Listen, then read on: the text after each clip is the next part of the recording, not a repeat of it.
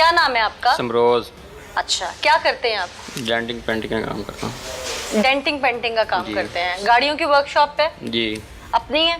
हाँ जी। उन्होंने आपके साथ ये बर्बरी ढाई है, उन्हें पहले से जानते थे? जी, थोड़ा बहुत। कितना अरसा पहले से जानते थे? तकरीबन 1-2 माह से। कैसे जानते थे? वो काम करवाने आते थे। कौन कौन था इसमें? औरंगजेब भट्टो और इसकी बीवी बीवी का नाम? नुसरत बीबी। वो भी आती थी? नहीं, वो काम नहीं आती करवाने? थी ठीक है, तो आपको कैसे पता कि वो शामिल है इस सारे मामले में? क्योंकि उसने बुलाया था मुझे। उसने बुलाया था? जी। उस दिन क्या हुआ था जिस दिन ये सारा मामला हुआ? उस दिन उसने मुझे कॉल की है कि मेरी गाड़ी का लॉक ख़राब हुआ है। मैंने कहा मैं आता हूँ। फिर वो खुद ही आ गया। चलो मेरे पीछे आ जाओ, मैं जा रहा हूँ। मैं गया हूँ वहाँ पर। उसने मुझे गाड़ी के बहाने, लॉक खुलवाने के बहाने अंदर ले गया कमरे में। उसने कहा चले वो लॉक खोलते हैं, पहले पानी पी लो। उसने मुझे बोतल पिलाई, उसके अंदर कोई नशावर चीज़ थी। अच्छा। उसने जब मैंने पी ली उसके बाद नहीं मुझे पता चला कि मैं कहाँ पर हूँ, क्या कर रहा हूँ। आपको होश खोने की वजह से लगता है कि उसमें कोई नशावर चीज थी या कुछ मिलाते देखा था आपने? नहीं, मिलाते नहीं, होश खोने के। होश खोने की वजह से लगा। फिर होश आपने हवास खो दी अपने? हाँ जी। आप सो गए वहीं? जी, बेहोश हो गया था। बेहोश हो गए। फिर आधे पौने घंटे बाद मुझे होश आई। आपने टाइम देखा उठ के? हाँ जी, टाइम देरी इतनी हो गई थी। बाइक से वो लड़का कौन सा खड़ा था, हाँ। वो भी बार बार मुझे कॉलिंग कर रहा था। अच्छा। तो मैं उठाऊं तो उसने मुझे, औरंगजेब ने कहा कि तुम्हारी मेरे पास बेहुदा तस्वीरें और वीडियो हैं। उस वक्त जब आप घर पे पहुंचे, उस वक्त घर में कौन कौन था? उसकी बीवी थी, उसका एक नौकर भी था, वो भी था। अच्छा। हाँ जी। 3 लोग थे? हाँ जी। अच्छा, उसने फिर जब आप होश में आए तो उसने कहा कि तुम्हारी मेरे पास बरहना तस्वीरें मौजूद हैं। हाँ जी। अच्छा, वो तस्वीरें किसके साथ थी या अकेले की थी आपके? अकेले की भी थी और एक लड़की की भी थी। वो लड़की कौन है? उसका नाम पता नहीं, नुसरत बीबी। उसको जानते हैं आप? नहीं। कभी देखा नहीं? नहीं। अच्छा, फिर उसके बाद उसने कहा जी आपकी मेरे पास तस्वीरें मैंने सोशल मीडिया पर डाउनलोड कर देनी है।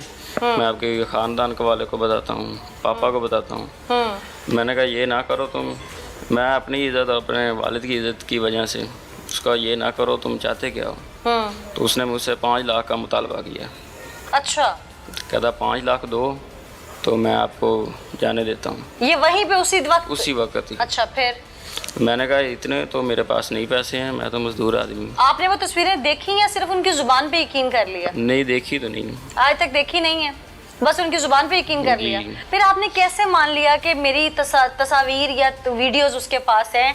जब आप कहते हैं मैं बेहोश था, इंसान तो तब तक नहीं मानता जब तक सामने वाला दिखाए ना।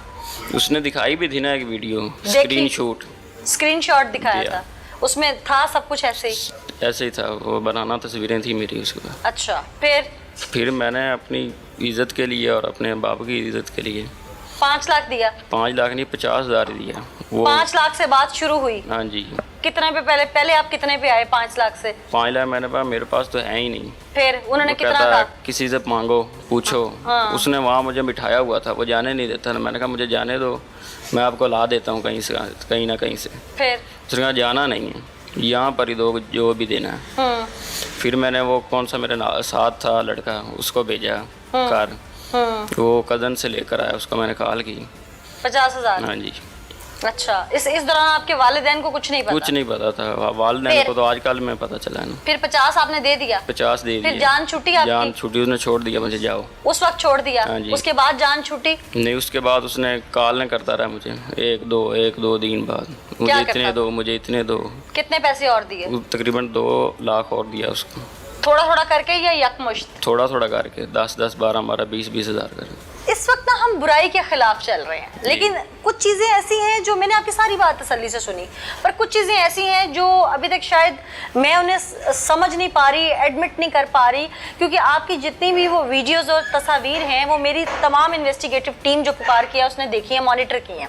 उसके मुताबिक आप बेहोश नहीं थे, सेंसेस में थे, क्योंकि अगर आप बेहोश होते तो आप इतना बड़ा ये गुनाह ना कर पाते और शायद इस पे ना फंसते। तो ये आपने जो कुछ किया, आप उसकी जद में फंसे, तो आप उस वक्त, इंसान बहक जाता है ना, जरूरी नहीं है कि इंसान नशावर चीज खा के बेहोश हो गया, बहक भी सकता है, शैतान इंसान पे आ जाता है। आप बहक गए थे? जी, बहक भी गया था। बहक गए थे? जी, बहक भी थे। बहक गए थे, आप अपनी दोस्त से मिलने गए और बहक गए? हाँ जी।